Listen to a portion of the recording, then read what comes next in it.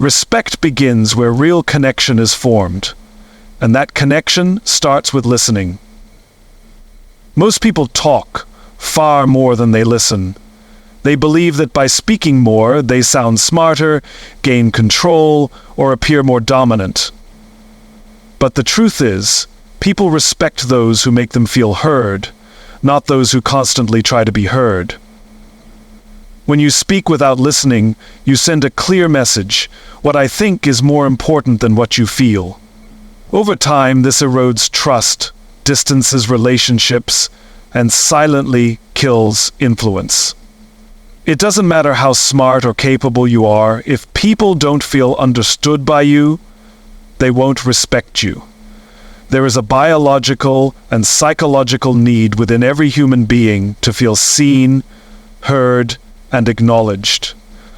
When you genuinely listen to someone, not just waiting for your turn to speak, but truly listening, you meet that need. You build a bridge. You show them that you value their perspective, and that is the beginning of respect. On the other hand, those who dominate conversations, interrupt, or constantly shift the focus back to themselves create an invisible wall. That wall sends a message of self-importance and emotional unavailability. It tells people, you don't matter as much as I do. You may have been raised in an environment where talking was a sign of strength. Perhaps you learned that to get ahead, you had to assert yourself, take the floor, and keep it. But when you observe truly respected leaders, mentors, or friends, you'll notice a different pattern. They ask questions. They remain quiet longer than most. They pause. They give space for others to speak. And when they finally do speak, their words carry weight, because they've already earned the right to be heard. Listening is not weakness, it is wisdom in action. It requires discipline, it requires humility, and most of all, it requires emotional strength. The ability to put your ego aside and prioritize connection over control. When you actively listen, you're not just hearing words, you're tuning into emotion, subtext, body language, and even what's not being said. That kind of attention is rare, and because it's rare, it's valuable. People respect those who give them that level of presence. But there's a cost to ignoring this habit. If you always try to win the conversation, you lose the relationship. If you interrupt others because you think you know better, people stop opening up around you. You become isolated without even realizing it. People nod, smile, and move on, but they don't look up to you. They don't seek your opinion when it counts. They don't advocate for you when you're not in the room. That's the quiet price of not listening. Ask yourself honestly, when was the last time you listened to someone without thinking of what you were going to say next? When was the last time you let someone finish without correcting, defending, or hijacking the topic?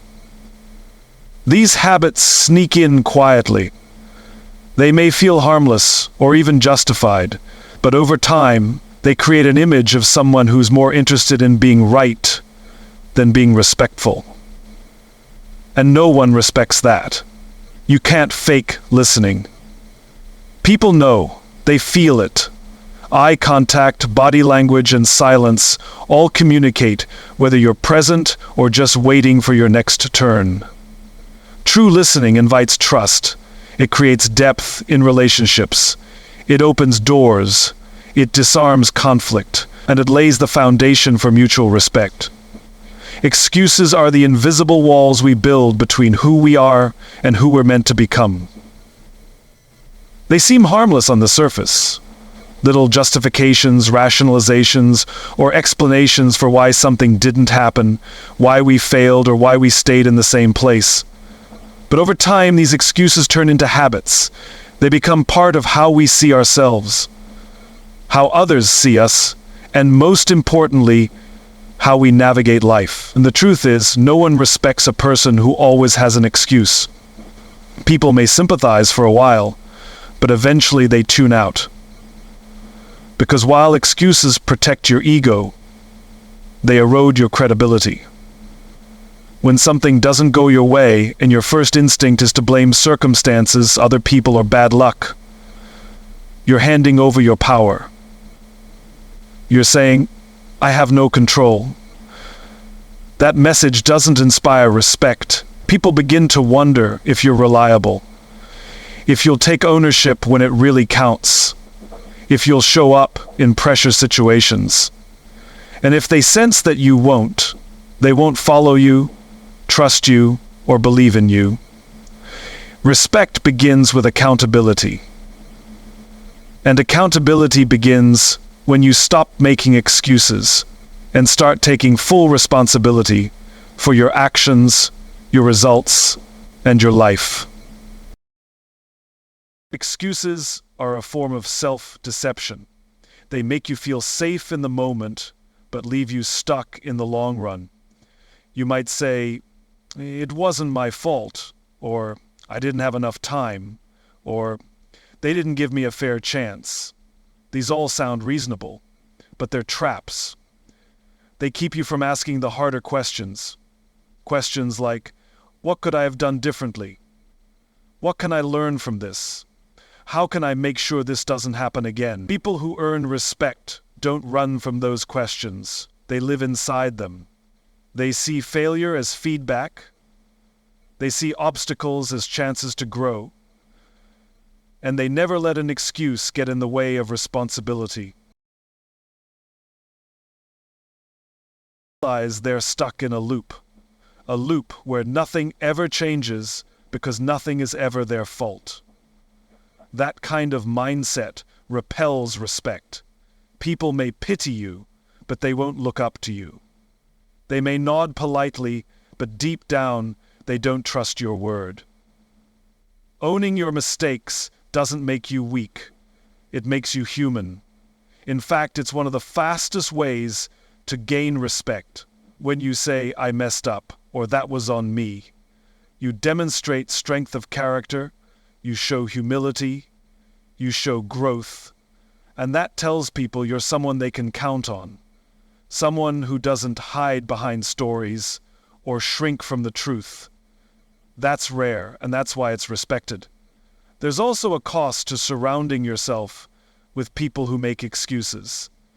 It normalizes mediocrity. It dulls your edge. It gives you permission to lower your standards without even realizing it.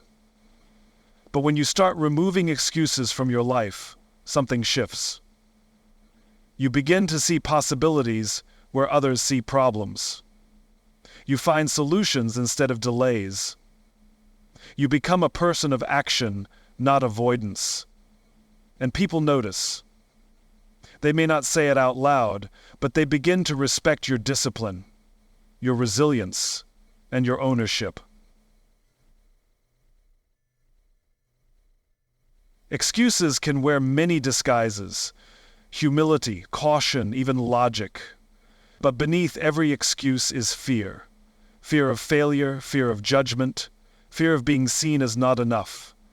But fear cannot lead if you want to be respected.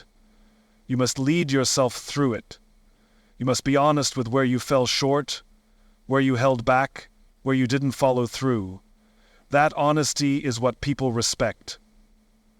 It's what you'll come to respect in yourself, and it's what builds the kind of inner strength that doesn't need validation because it's rooted in truth. People-pleasing is one of the most subtle and socially accepted habits that can silently destroy your self-respect and the respect others have for you. On the surface, it looks like kindness. It looks like being agreeable, flexible, and easy to get along with. But underneath it is often a deep fear of rejection, a fear of being disliked, a fear of not being enough unless you're constantly giving, fixing, or sacrificing. And over time, this fear-driven behavior leads to resentment, burnout, and invisibility. You start to feel like no one sees you for who you really are. They only see what you do for them. When you constantly say yes to avoid conflict or gain approval, you begin to lose the very thing you're trying to earn: respect. Because respect isn't built on passivity. It's built on authenticity.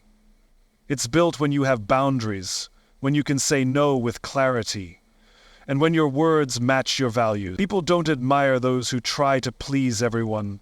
They admire those who stand for something, even when it's inconvenient, even when it risks disapproval.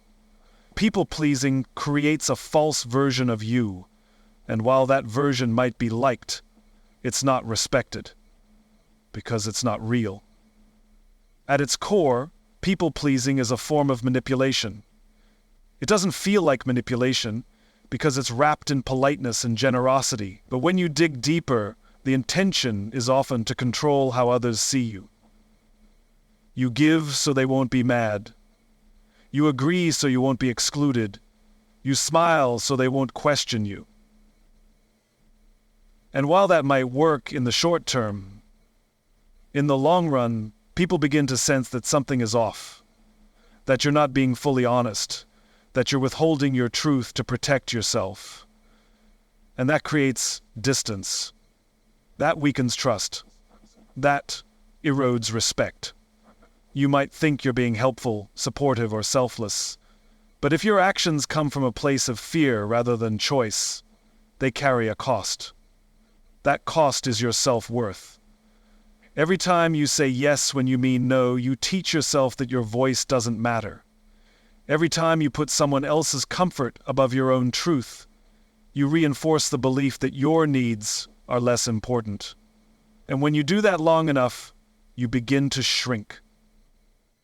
You become invisible to yourself. And if you don't respect your own boundaries, no one else will either. People who are deeply respected are not the ones who say yes to everyone. They are the ones who say yes to what matters and no to what doesn't. They protect their time, energy, and values. They're not cruel, they're not selfish, but they are clear, and clarity is power.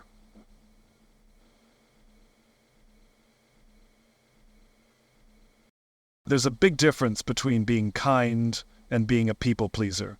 Kindness is rooted in strength. It comes from a full cup. It's generous but not self-sacrificing. It gives without needing something in return. People-pleasing, on the other hand, is rooted in insecurity. It comes from emptiness. It's a strategy to avoid discomfort. And it's often accompanied by quiet resentment, because the giving isn't fully voluntary. It's driven by fear. You were not born to be agreeable at the expense of your truth. You were not put on this earth to make everyone else comfortable while silencing your own voice. As a leader, as an equal, or as someone who commands respect. Because respect is not given to those who disappear. It's given to those who are willing to stand up, even when it's hard, even when it's uncomfortable, even when it means not everyone will be pleased. Seeking validation is one of the most deceptive habits because it disguises itself as ambition, humility, or even a desire to connect. On the surface, it seems like you're just looking for encouragement, support, or confirmation. But underneath, it's often rooted in self-doubt and insecurity. When you constantly seek external approval, you give other people silent permission to define your worth. You hand them the power to dictate how you feel about yourself, and in doing so, you create a life that is reactive instead of intentional. A life where your choices are filtered through the question, will they approve? Instead of the more important one, is this right for me? The need for validation is a trap that looks like progress. You might achieve more, work harder, dress better, or speak more carefully, not because you truly want to, but because you want to be liked, praised, or admired.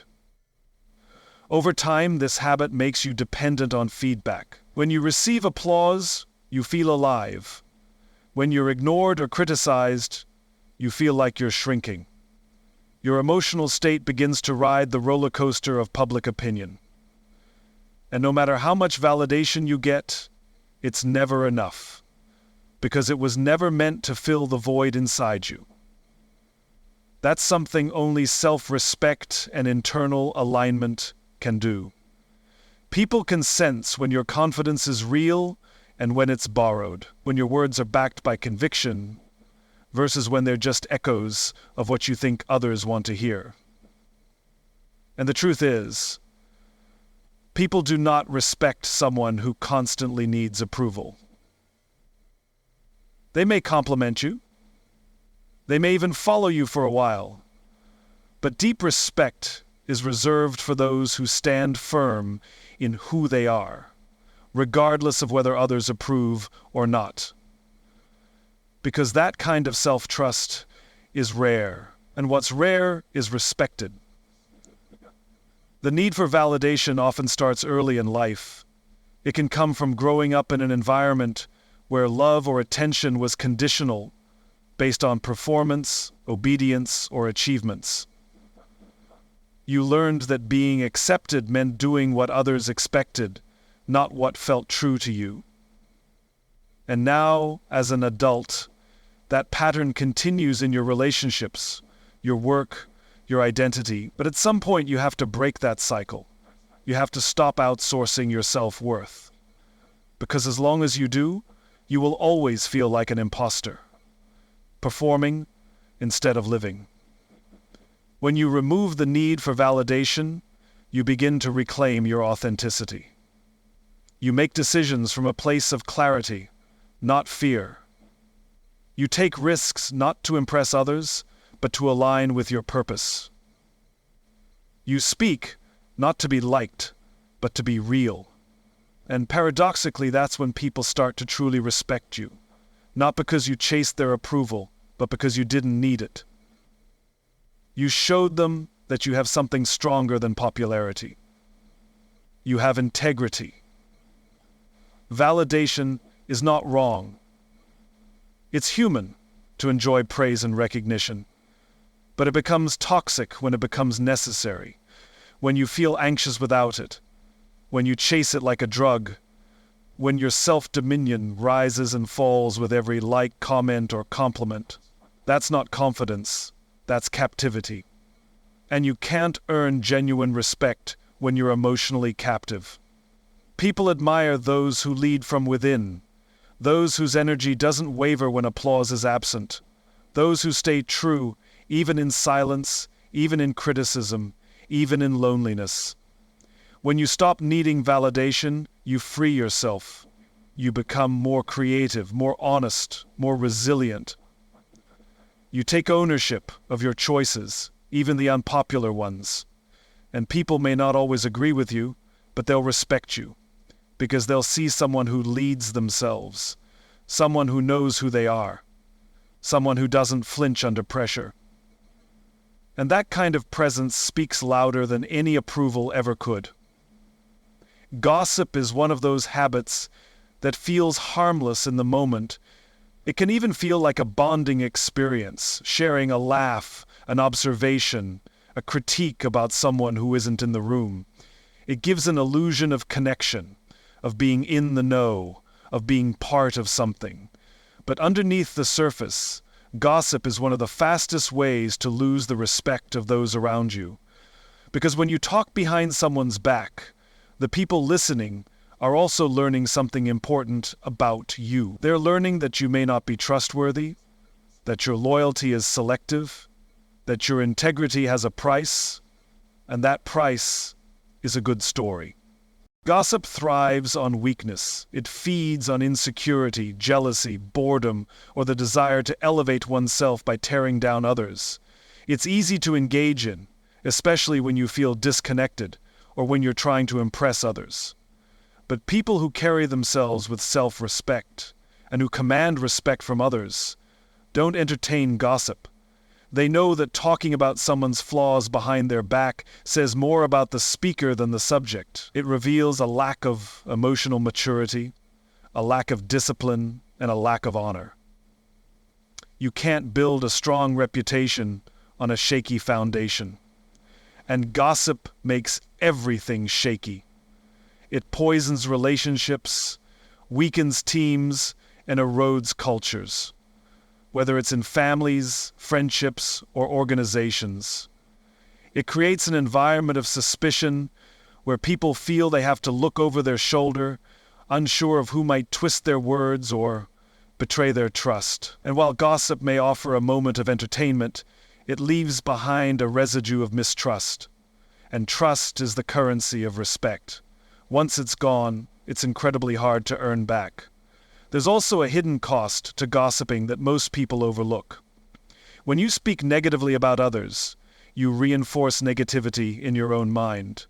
You train your brain to scan for faults, to focus on shortcomings, to assume the worst. Over time, this damages not only your relationships, but also your mindset. You become more judgmental, more critical, more cynical.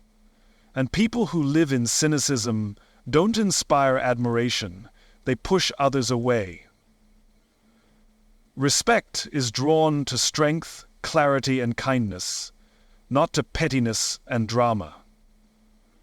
Someone who gossips is often seen as emotionally immature, even if they appear charming or well-liked, because real strength is shown not in how you treat people when they're watching, but how you speak about them when they're not. And if you've ever been betrayed by someone who smiled to your face and then spoke poorly behind your back, you know how damaging that can be. It leaves a mark. And once that trust is broken, it's nearly impossible to see that person the same way again. That's the power of words. They can either build or destroy, and gossip always destroys.